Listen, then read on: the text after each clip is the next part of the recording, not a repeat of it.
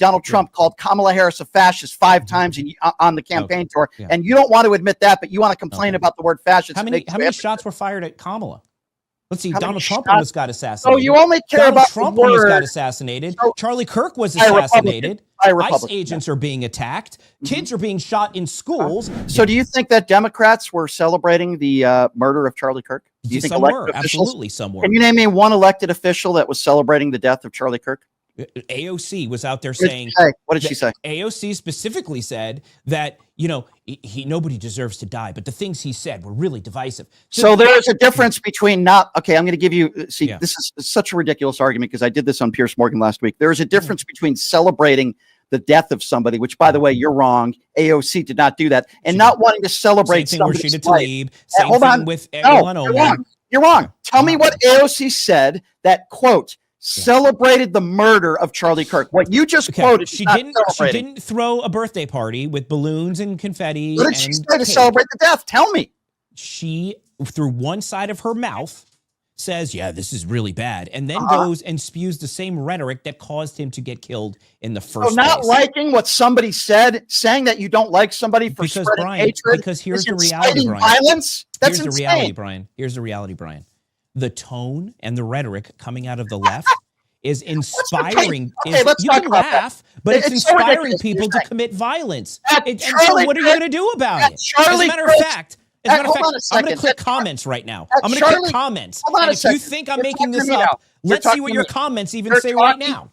Right now, I'm not concerned about the comments. I'm just telling you the truth, man. And I'm just telling you the truth. Donald Trump, at Charlie Kirk's own ceremony and funeral, said he hated half the country. Why don't you ever call out that sort of rhetoric? No. He said he hates the people that killed Charlie Kirk as political. No, he didn't say that. That's not true. He said he hated his political opponents. His enemies. He said he hated his political opponents. And what was it? Yes. And that was another thing. And I do not want to get into this because I'm still too annoyed to even debate about it.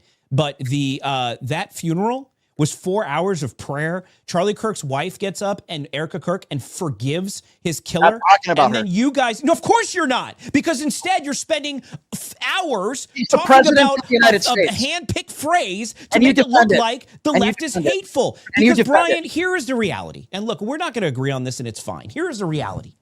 The rhetoric coming out of the left is becoming dangerous and increasingly violent. And every time there's violence, you guys have to pivot and poke and point fingers. But you guys own this, and yet you can't. Wrong. You just said that there are elected Democrats that have celebrated the death of Charlie Kirk. You're lying. Give me an example of an elected Democrat who openly is celebrating the murder of Charlie Kirk. You're caught in a lie, David. The death then give me one quote.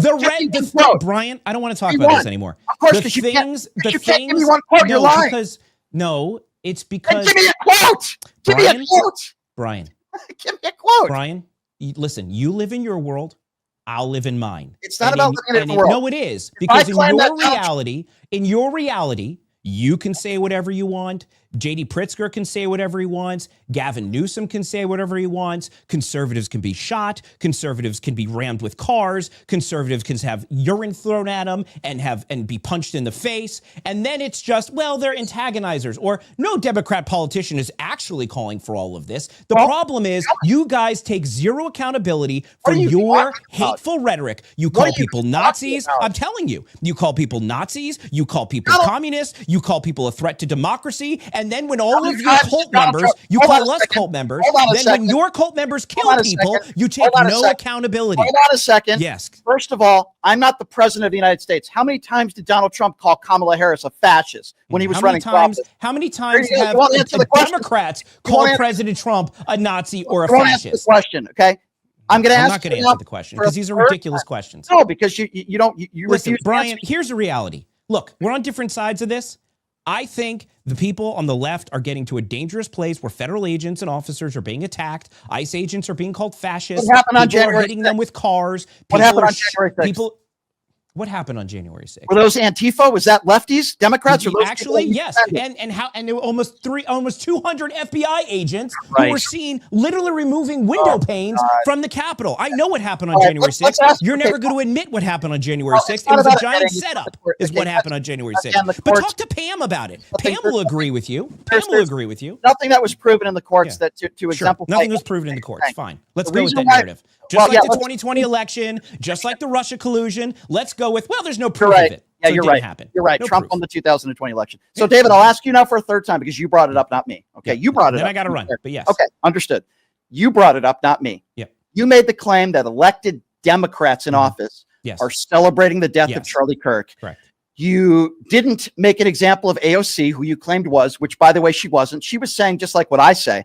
What happened was horrible, but I don't like Charlie Kirk. I don't like what he stood for. I don't think he was a good guy. There is a difference between celebrating the murder of somebody, which I would never do and no elected Democrat official has done, and saying you don't want to celebrate his life. So I ask you again now for a third time, or retract. Name me one elected Democrat that has openly celebrated the murder of Charlie Kirk. How are you defining celebrating? Are you serious? Yeah. I'm asking you how you're defining celebrating. Like saying, I'm happy he died. I'm happy he was murdered. Yeah. Thank God for this kid Robinson for doing what he did. Now, give me one quote or one example. I don't have any quotes. What I will do after this, I will research to see if any Democrats specifically said what you highlighted as celebratory language. And if I can't find it, I'll send you a text and you can share it on your show that says, David admitted no Democrat celebrated in the words that I used Charlie Kirk's murder. Okay? That's fair. I appreciate that, but here's what I don't. My point is, you can't on one side of your face condemn a murder and then go back to the same rhetoric that led to the murder to begin with. And when words like fascist, anti-fascist, which Donald Trump has used, the bullet literally said, "Hey, fascist, catch the bullet that struck Charlie Kirk." Again, I'm just telling you, and I'm just telling you, Charlie Kirk. I'm just telling you, said the exact language that's coming out of Democrats' mouths. And I'm just telling you, the leader of your party, Donald Trump, called Kamala Harris a fascist 5 times on the campaign tour. And you don't want to admit that, but you want to complain about the word fascist. How many shots were fired at Kamala? Let's see. Donald Trump almost got assassinated. Oh, you only care about Trump the word. Almost got assassinated. Charlie Kirk was assassinated. ICE agents are being attacked. Kids are being shot in schools. What happened in Minnesota? Detainees. Yes, exactly. An Antifa radical shot a Democrat in Minnesota. Yeah, absolutely true. Look it up. Look it up. It's true. You guys are blaming it on Trump. It's false. That's fake news. It was a right wing. It was not a right wing. It was an Antifa extremist who didn't like her abortion policies. Okay. Look it up. Well, in closing, I'll say this. Yeah. The problem I have is when people like you make statements like elected Democrats are celebrating the death of Charlie Kirk. Yeah, they are. And hold on. Yeah. And then you're questioned on it, and you can't give me one quote. And Brian, you say, you're trying to pit me into saying that AOC said, I'm happy Charlie's dead. What I said to you in answer to your question is the rhetoric that comes out of their mouths is insensitive to the fact that their rhetoric is what led to Charlie Kirk dying. That is what I said to you. I said you can't go and pretend you're not responsible for your rhetoric. And do you anyway, it's fine. We're not going to agree on this. No, it's cool. You think you should be responsible for your rhetoric if Donald Trump you guys held Donald Trump responsible for his rhetoric. You impeached him and tried to charge him in federal court for his rhetoric. Remember? First of all, he's a 34-count convicted felon. And second of all, if Donald Trump doesn't say the election was stolen, do you think that rhetoric might have contributed to January 6th? Or are you not? The election was stolen. He's allowed to say the election was stolen. It's his job. He's allowed to. Okay, he's allowed to. Well, guess what? Anybody on the left is allowed to say they don't like Charlie Kirk. Sure. That's right. But guess what? When people are starting to get shot because of the rhetoric you're using, and then you say, we're not responsible for that. Nobody condones or celebrates the murder. And you go back to the same exact language and rhetoric that causes this violence. You're still responsible. So why don't you call Donald Trump for calling Kamala Harris a fascist then? That's ridiculous. That's ridiculous. Yeah. So only when the left does it, you want to call it out. But if the right does it, let's just agree on yes. Let's agree with I'm a hypocrite and let's call it a day. All right. Fair enough, David. You know that Joe Biden won a free and fair election. I know you're a smart guy.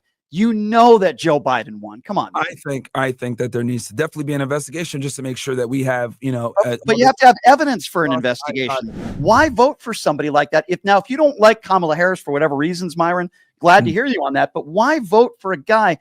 I agree with you. The truth does matter. Why vote for a guy who continues to lie about our elections? Well, here's the thing with the 2020 election. They're definitely I'm going to say this. there was a bunch of questionable things that occurred that I think it warrants an investigation, right? I definitely think there's some irregularities there that are problematic, and I think we need to go back and look at it when it comes to 2020. All 61 judges said that they were without merit, and nobody has come forward with real evidence. We know that Dinesh D'Souza 2,000 Mules was a joke and debunked. We look at like the My Pillow guy for answers on elections. You know that, Myron. Come on, man. You know that Joe Biden won a free and fair election. I know you're a smart guy. You know that Joe Biden won. Come on, man. I think that there needs to definitely be an investigation just to make sure that we have, but you have to have evidence for an investigation, don't you? Well, here's the thing. I could pull up my tweet here if you want me to. I don't know how much time we have. Go ahead. Yeah, go ahead, Myron. Go ahead. Okay, because I did write something up here on this actually. So let me try to find it. But I guess while you're trying to find it, my point is very simple. There's no evidence of widespread voter fraud that could have changed the outcome of the election, regardless of when people say, well, there were some irregularities here and there. Nothing has been proved in a courtroom. They've had years to look into it. Nobody's been able to find anything. He won in 2016, a free and fair election. He won in 2024, a free and fair election. When he loses, it's rigged. When he wins, everything must have gone right. Myron, come on, man. Again, like I said, I do think that there were definitely some irregularities in it where it would warrant an investigation. Well, we were under a pandemic. We were under a global pandemic. Of course, things are going to be done a little bit differently. But does it not bother you that, Kamala Harris conceded, Hillary conceded, and Trump has yet to concede? Does that, because you talk about truth, you voted for Trump. Does that not bother you that he hasn't conceded? I think we have a lot bigger fish to fry, which is why, like I said before, I think we have a lot of other problems that we need to handle first besides the election. I have my little list here if you want me to go through it, but right, but none of that on your list has been proven in a courtroom. So my question to you is, it's okay to question an election. The president, as you would agree with me, I'm sure, has the right to question an election. But you don't have a right to just make claims that aren't true or have been unfounded in a court of law. He said the election was stolen. He said it was rigged. He said Joe Biden cheated. And January 6th doesn't happen if Donald Trump doesn't make those statements. Again, we don't know. There's no telling what could have happened, right? But what you think January 6th might have happened, and they would have been chanting "Hang Mike Pence," and they would have stormed the Capitol if Donald Trump had just conceded? Well, again, like I said before, the American people, especially on the right, when they looked at all the evidence, like I said before, there was a lot of things, right, that went down with the last election or the 2020 election that had people like, what the hell, this is BS, and they felt like they had been robbed. So again, I think it warrants an investigation. I know you said that no court has said anything, but how is a court going to be able to make any real ruling if a proper investigation hasn't been conducted? Because an investigation has to be conducted if there's actual sufficient evidence to do so. And to this point, our FBI, our CIA, and even Republican secretaries of state have all concluded that this was a free and fair election. You have to, just because the My Pillow guy says it, or Dinesh D'Souza says that, there were all these people that committed crimes, doesn't mean that crimes were committed. There has to be actual evidence to prove, and there's been no evidence of widespread voter fraud. And if somebody has that evidence, I'm glad to see it and talk with someone about it. But just because people make claims doesn't make it true. And the only point that I was trying, you talked about a threat to democracy. People died that day. People died the following day. 140 officers were injured. And this happened, and Donald Trump was sitting on his ass for 3.5 hours in the White House, wouldn't even put out a video. Isn't that dereliction of duty? I think that's an attack on democracy. I think January 6th, obviously, guys felt robbed, right? You got the mail-in ballot fraud, deceased voters, Dominion voting systems, voting counting observers, late-night ballot dumps, ballot harvesting, double voting, foreign interference, improper voter registration, manipulation by poll workers, geolocation data, surveillance footage, whistleblowers, vulnerabilities in election laws, suppression of the Hunter Biden laptop story, public and private partnership manipulation and censoring. All I'll say is this. It warrants some looking into. And I feel as though the American public felt that they were robbed. They were angry about it. And that's what ended up happening. But it was looked into. You look at the ninjas and what happened in Arizona and the recounting of ballots there. They actually found more votes for Joe Biden. There have been plenty of instances where it has been looked into. And I would say Sidney Powell and all these people now that have flipped on Donald Trump, and they admitted that the election was not stolen. Dinesh D'Souza's video, go ahead. It needs to be conducted by individuals that actually really run investigations. I know you mentioned that the CIA and FBI. Well, we know that they were weaponized against the Trump administration, right? Or the Trump campaign. So I think it needs to be an objective and fair investigation. And again, like I said before, I think it absolutely warrants an investigation. That's kind of where it is. And you know, I think anybody would be like, you know what, let's get to the bottom of this. You know, do I think it's something that we need to do now at this point? Probably not. I think we have better ideas with our tax dollars. But what I will say is that it's questionable. And I do think it warrants somebody to actually look at it that has the capability of conducting a real investigation that can make people come on subpoenas, etc., which is going to be what? A special agent 1811. He's not giving those same tax breaks to people that are struggling, that are living paycheck to paycheck. And going back to this bill, when over 10 million people could lose their health care, could lose their Medicaid, you seem to be totally okay with that, but you don't want somebody making over $400,000 a year paying an equal percentage of taxes of somebody that is making minimum wage. I think that's ridiculous. And I just think this bill is a joke. Trillions and trillions of dollars, we're going to get more into debt. We were told that this would cut the deficit. We know that's not going to happen. And this is a guy who got us $8.2 trillion in debt in 4 years. So where are all those conservatives out there that are fiscally responsible when Trump gets us $8.2 trillion in debt, and every single platform out there that is non-biased is saying this will get us into more debt, trillions of dollars in debt? Whoa. Who's biased? Which the CBO is biased? CBO is run by a Trump hater. Find me an organization. Find me one organization that is credible that took a look at this bill and says this will actually cut the deficit. Find me one. CBO. They didn't say it was going to cut the deficit. I don't know what you're talking about, Carmine. The CBO did not say. Right. They didn't say it was going to cut the deficit. Not cut the deficit. You're right. Sorry. In fact, they said the opposite, if I'm not mistaken. Yeah, it would spike the deficit. Along with every other organization out there that has credibility that has said that this is going to get us into more debt. Now, I listen, I don't know what Elon Musk's, I think I do know why he's upset, because this hurts his own bottom line and some of his own companies. But regardless of that, he's right. This is ridiculous. We keep hearing from conservatives and MAGA Republicans about the deficit and about wasteful spending. This bill is not big and beautiful. It's a bill that'll get us more into debt. Carmine, you can't be okay with that. No, I'm not okay with getting more debt. The problem is you have to pass something, okay? And where we're sitting right now, we can't pass anything. And that's really the unfortunate part in this case. We can't pass anything, and you have to pass the bill, but I think changes have to be made, right? Because it is too much in terms of what it's going to spend. I agree with Elon on that. I agree with Rand Paul on that. Here's the problem that nobody wants to face. You do have to cut entitlements, and you've got to actually cut them more than you're cutting them in this bill. Why not tax the rich? Real problem. Why not tax the rich a little bit more? Even somebody like Steve Bannon. Your answer to everything, right? No, everything. Steve Bannon agrees with me. There are some Republicans out there that agree. Why would we cut food stamps? Why would we cut welfare? Why would we cut programs for the most vulnerable people in this country while continuing to give the biggest tax breaks to the top 1% and tech billionaires? Why is it that Donald Trump and MAGA Republicans continue to do that? Attack the most vulnerable people in this country. Why is that, Carmine? Why can't the rich pay their fair share? Let me ask you a question. Maybe you could be the first Democrat that would do this for me. Well, I'm not a Democrat. I'm going to give you the opportunity to be the first Democrat in history to ever do this. Or not a Democrat. Or whatever you want to call yourself. But go ahead. Yep. Okay, liberal. You're obviously a liberal, right? No. I'm not a liberal either. No, I'm not. Right, I lean to the left on social issues. I'm very anti-Donald Trump.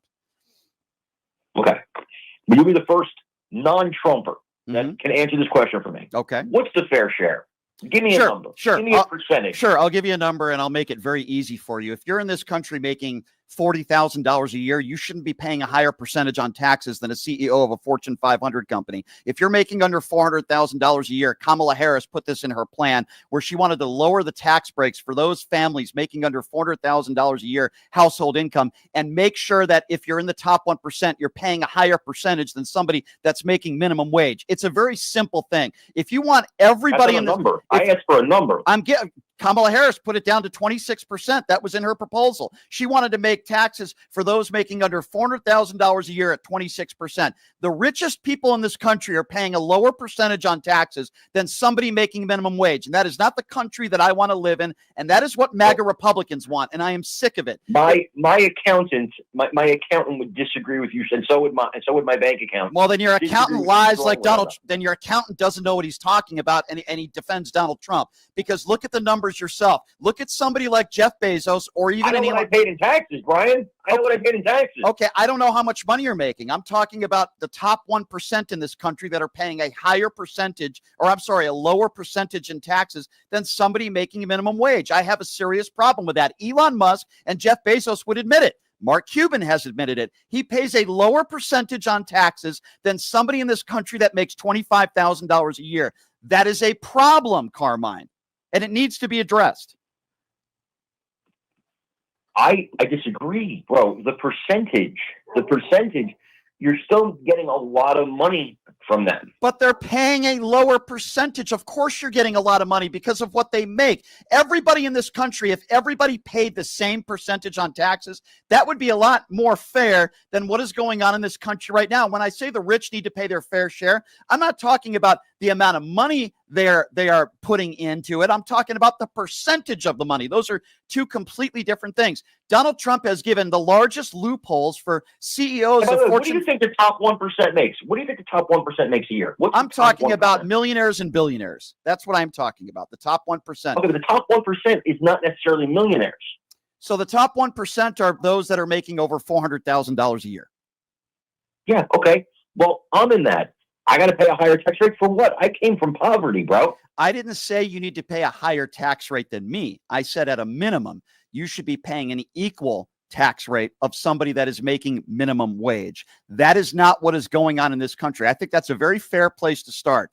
Donald Trump, again, has given some of the biggest tax loopholes and tax breaks to the top 1% in this country. You should be paying the same tax rate at a minimum than somebody who's working at Walmart making $8 an hour. And if you disagree with that, I find that repulsive. I really do. My tax rate is higher, okay? Considerably higher, okay? You're talking minimum wage workers pay about 4%, their effective federal income tax rate. The effective federal income tax rate for top 1% is 23.1%. That's a gigantic gap. You are making the case that if you're making, you are making the case that if you make 25 or 30 grand a year, you're only paying 4% in taxes. And if you're a billionaire, you're paying 27% in taxes. Is that what you're saying? Because that's not true. I'm saying that's the effective federal income tax rate. Okay, I'm talking about collective, the taxes that a billionaire has to pay compared to somebody that's making $40,000 a year. You could look this up if you don't believe me. A billionaire is paying a lower percentage on taxes than somebody that's making 20, 30, 40 grand a year. Carmine, that's wrong. It's wrong. Well, you can say you don't believe it, but there's people out there that don't believe that Trump lost the 2020 election either. We can have a difference of opinion. That's fine. That's why I wanted to have you on. But I'm not making stuff out of thin air. Donald Trump gave some of the biggest tax breaks to the top 1% in this country 4 years when he was in office. The biggest loopholes, tax loopholes for CEOs of Fortune 500 companies. He's not giving those same tax breaks to people that are struggling, that are living paycheck to paycheck. And going back to this bill, when over 10 million people could lose their health care, could lose their Medicaid, you seem to be totally okay with that, but you don't want somebody making over $400,000 a year paying an equal percentage of taxes of somebody that is making minimum wage. I think that's ridiculous. I did a quick look. Let me ask you a question. Who was president in 2010? Who was president in 2010? I'd have to do a little bit of math on that. I'm going to assume, was that Barack Obama or was that George W. Bush? In 2010, that was Obama. Obama. That was he was in office for 2 years, correct?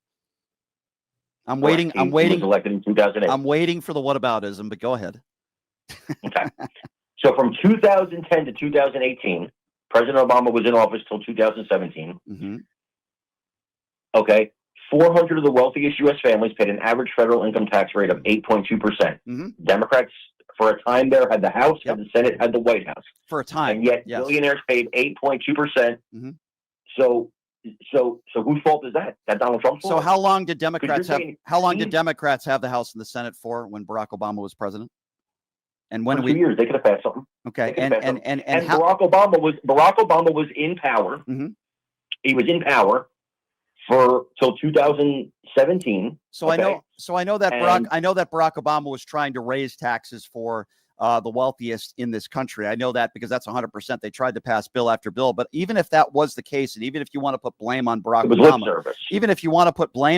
Obama, it doesn't change my opinion on what's going on in this country right now. Doesn't change my opinion. You're blaming just Donald Trump when I'm telling you it goes from administration to administration. Right now, Donald Trump is the president of the United States. That's why we're talking about Donald Trump. If you wanted to talk about Joe Biden before Trump got in office and taxes, I would have been happy to do that. But Trump had the biggest tax breaks for the top 1% in decades.